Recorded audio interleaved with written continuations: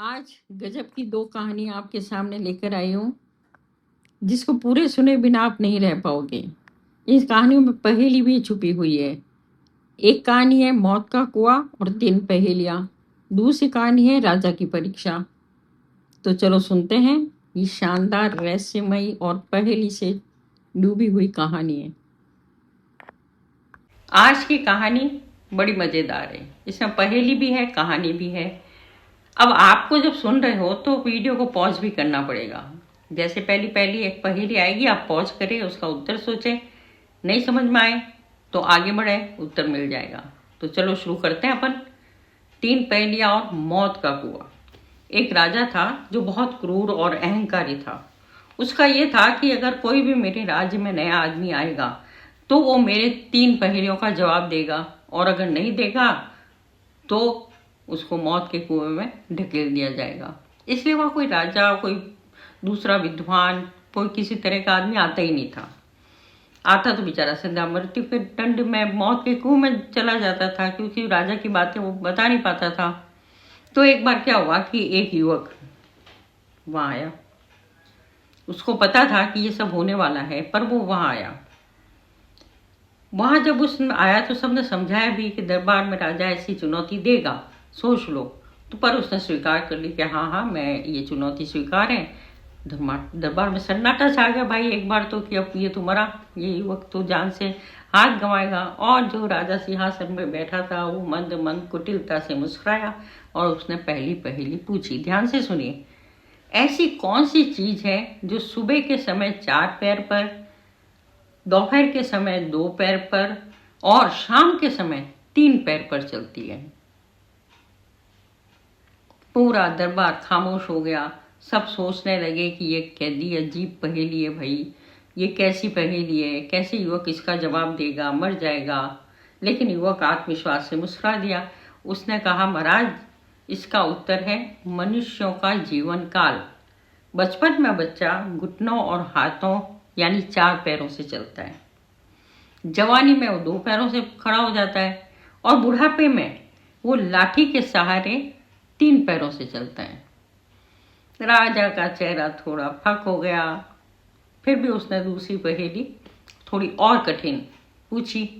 सुनो, ऐसी कौन सी चीज है जो हवा में भी तेज दौड़ती है लेकिन उसके पास पैर नहीं है, जो इस पूरी दुनिया को एक पल में छोड़ सके, जा सके, देख सके? दरबारी माथा पच्ची करने लगे कि किसी को कुछ समझ में आ रहा हो। युवक ने गहरी सांस ली और शांत स्वर में बोला, महाराज, वो मन का विचार, थॉट है, दिमाग में जो चलते हैं।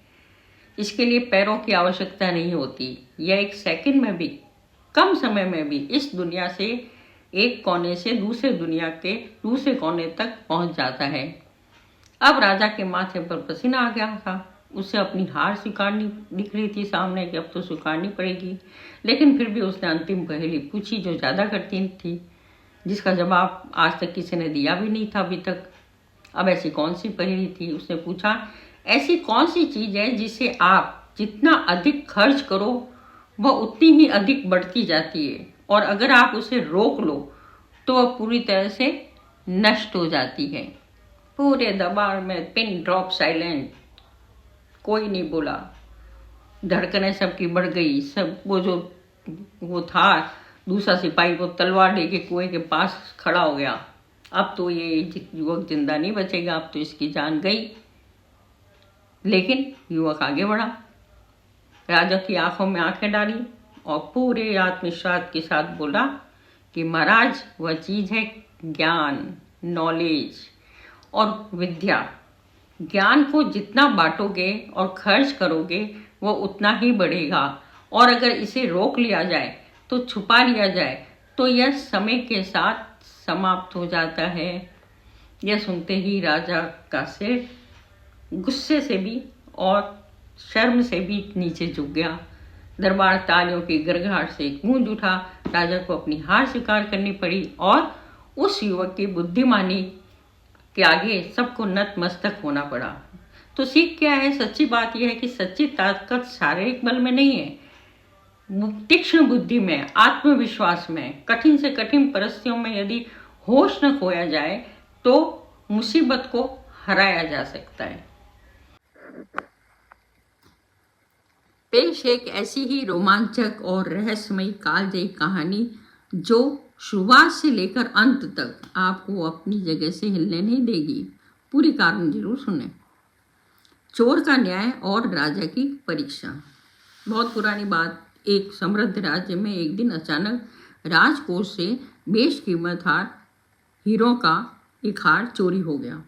राजा ने तुरंत अपने राज्य के सबसे चतुर और बुद्धिमान मुख्यमंत्री को चोर को ढूंढने के लिए आदेश दिए।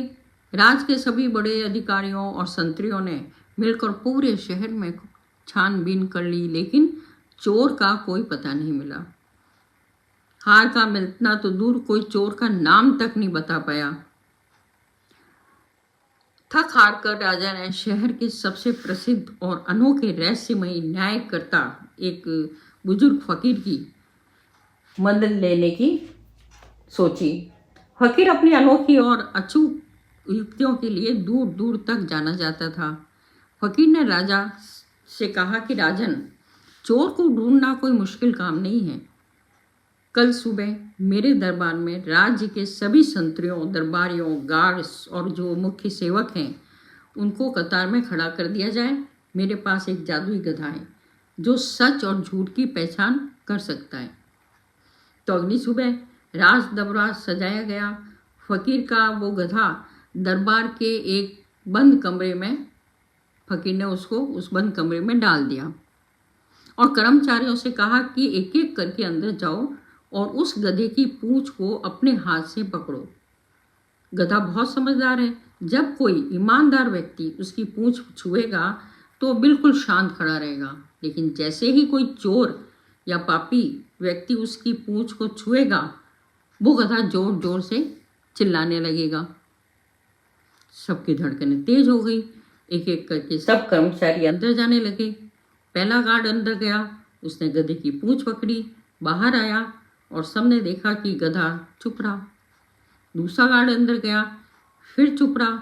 ऐसे करते करते लाइन में खड़े सभी लोगों ने अंदर जाकर गधे की पूंछ को छुआ, लेकिन गधा हिलाया ही नहीं, चिल्लाया ही नहीं। आखिर में एक अंतिम गार्ड बच गया था। वो अंदर गया और बाहर आकर बोला कि महाराज, मैंने भी पूंछ पकड़ी थी, लेकिन गधा बिल्कुल नहीं बोला। फकीर मुस्कुराया और उसने दरबार के बीच में खड़े होकर ऐलान किया कि अब असली खेल शुरू होता है। आप सब लोग अपनी अपनी हथेलियां आगे कीजिए और मुझे अपनी दोनों हथेलियां दिखाओ। सबने अपनी हथेलियां आगे की। फकीर ने एक एक करके सबकी हथेलियां सूंघी और देखते ही देखते एक विशेष व्यक्ति की और इशारा करते हुए दहाड़ कर बोला कि सिपाही, इसको गिरफ्तार करो, ये ही असली चोर है। पूरे दरबार में खलबली मच गई। राजा हैरान रह गया और उसने गुस्से में पूछा कि महाराज महात्म्य, आपने बिना गधे के चिल्लाए ये कैसे पहचान लिया कि ये चोर यही है, जबकि गधा तो एक बार भी नहीं चिल्लाया था। फकीर ने कुटिल मुस्कान के साथ रहस्य खोलते हुए कहा कि महाराज, मैंने उस गधे की पूंछ पर दुनिया का सबसे दुर्लभ तेज खुशबू वाला लेप लगा दिया था। मैंने सभी से कहा था कि जो गधे की पूंछ छुएगा तो गधा चिल्लाएगा। यह सिर्फ उनका डर पैदा करने के लिए था, एक मनोवैज्ञानिक जाल था। बाकी सब लोग निर्दोष थे, इसलिए उन्होंने बिना किसी डर के गधे की पूंछ को छुआ और उनके हाथों में वो खुशबू आ गई। लेकिन असली चोर जानता था कि उसने चोरी की है, इसलिए डर के मारे उसने अंदर जाकर गधे की पूंछ नहीं छुई।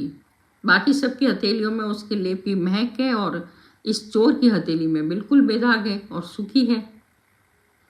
पूरा दरबार फकीर के इस अद्भुत बुद्धिमानी और मनोवैज्ञानिक दाव को देखकर सन्ने रह गए।